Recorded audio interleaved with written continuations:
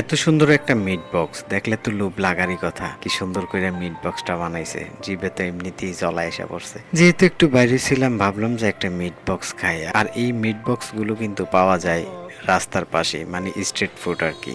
কুমিল্লা কান্দিরপাড় বদুয়া ফুড ভিলেজের ঠিক অপোজিটই অনেকগুলো স্ট্রিট ফুডের স্টল আছে। এখানে অনেক মজার মজার স্ট্রিট ফুড পাওয়া যায়। তো মিট বক্সটা বরাবরই আমার ভালো লাগে। ভাবলাম যে একটু মিট বক্স খাই। আর জিভে তো এমনিতেই জল আইসা পড়ছে মিট বক্সের কথা ভাবার পরে। কি খাও? চকলেট খাও?